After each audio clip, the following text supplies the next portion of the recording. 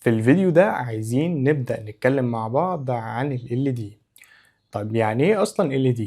LED اولا هي اختصار ل Lens of Development، و Lens of Development يعني طول تماسك. ايه هو اصلا قصده بطول التماسك؟ هقولك ان طول التماسك ده هو اقل طول موجود عندك عشان تقدر تعمل تماسك ما بين الحديد والخرسانة. طيب يعني ايه برضو الكلام اللي انت بتقوله ده؟ هقولك لو انا عندي ده زي ما احنا شايفين دلوقتي سيخ حديد، وهفترض ان ايدي دي هي بلوك خرسانة موجود معايا.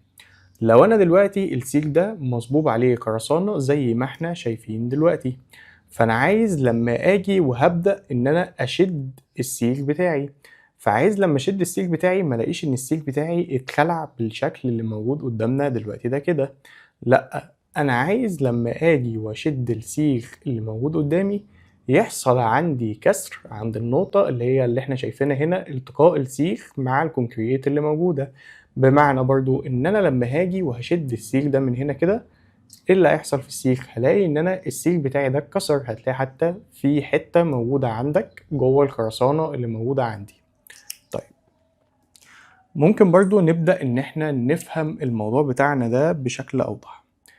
انا دلوقتي معايا بلوك خرسانة زي ما احنا شايفين دلوقتي، والبلوك ده جواه سيخ زي ما احنا اتكلمنا. فانا بقولك بقى ان انا عايز لما اجي وابدأ ان انا اشد السيخ بتاعي يحصل عندي كسر في المنطقة اللي موجودة عندي هنا دي، انما مش عايز الاقي ان انا السيخ اللي موجود عندي ده طلع بره خالص عن البلوك الخرسانة. وعلشان بقى الكلام اللي احنا بنتكلم فيه مع بعض ده يحصل معانا، فانا عندي شوية عوامل هتبدأ ان هي تأثر معايا في الكلام ده. طيب ايه هي العوامل اللي هتبدأ تأثر معايا في الجزء بتاع طول التماسك؟ هقولك دلوقتي اول حاجة موجودة عندي هي الديامتر بتاع السيخ.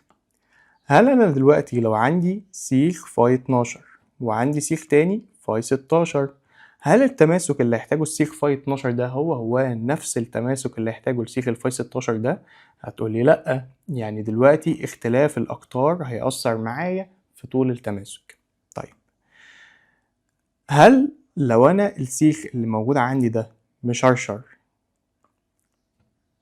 والسيخ اللي موجود عندي ده أملس، لما هاجي اشد السيخ المشرشر هل هي لما هاجي اشد برضو السيخ الاملس اللي موجود عندي؟ فهتقولي برضو لا، لان انا السيخ المشرشر عندي بيبدا يعمل احتكاك لما هاجي وهبدا ان انا اشده عشان اطلعه عندي بره الخرسانه، فالاحتكاك ده هيبقى قوه كمان زياده، فبالتالي مش هحتاج نفس التماسك. لما هاجي اشد حاجه ملساء هتلاقي انها بتطلع على طول معاك زي السكينه في الحلاوه بمعنى صح، هتلاقي ان انت اول لما بتشدها بتطلع معاك على طول، فبالتالي الشكل بتاع السيخ بتاعي هيبدأ ان هو يأثر برضو معايا.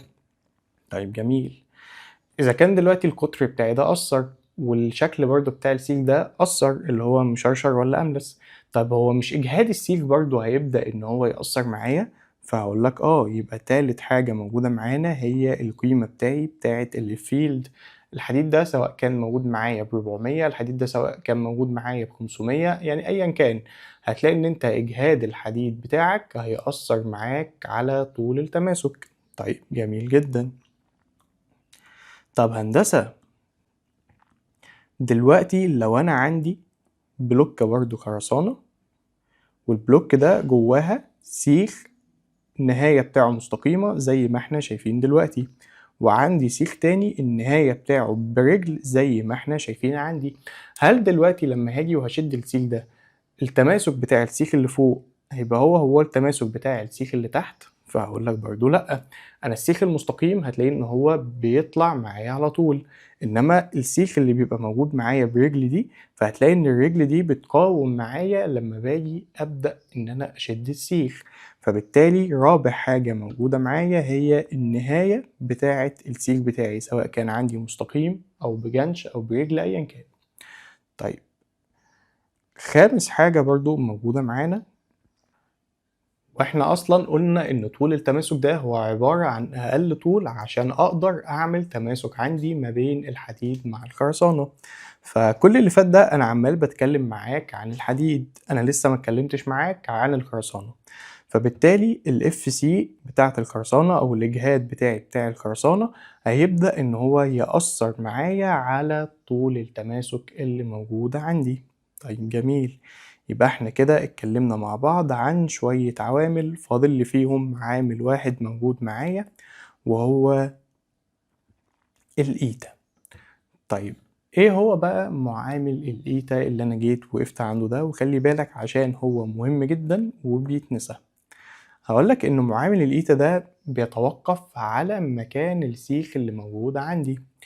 انا دلوقتي لو عندي مثلا لبشة على سبيل المثال يعني، طيب اللبشة اللي موجودة عندي دي، عندي السيخ اللي موجود معايا هنا اهو السفلي، وعندي السيخ مثلا اللي موجود عندي هنا اهو العلوي. طيب السيخ السفلي اللي موجود عندي ده موجود فوقيه كمية خرسانة كبيرة جدا زي ما احنا شايفين دلوقتي. طيب السيخ العلوي اللي موجود معايا هتلاقي ان هو فوقه كمية خرسانة قليلة طبعا زي ما احنا شايفين برضو دلوقتي. فهل الطبيعي ان التماسك بتاع السيخ اللي هنا ده هو هيكون التماسك بتاع السيخ اللي هنا ده؟ يعني تخيل ان السيخ السفلي ده مثلا قاعد فوقه 1000 كيلو، السيخ العلوي ده قاعد فوقه مثلا 10 كيلو.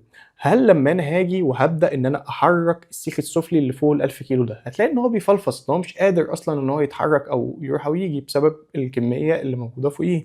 انما السيخ العلوي اللي موجود فوق ده هتلاقي ان هو الوزن اللي فوق خفيف، فبالتالي حركته هتبقى سهله معايا. فعشان كده هتلاقي ان انت عندك معامل اسمه الايتا. معامل الايتا ده بيتوقف على مكان السيخ. بيقولك والله لو سمك الخرسانة اللي موجودة عندك دي زادت عن 30 سنتي، هتبدأ ان انت تضرب طول التماسك بتاعك في قيمة هي عبارة عن 1.3.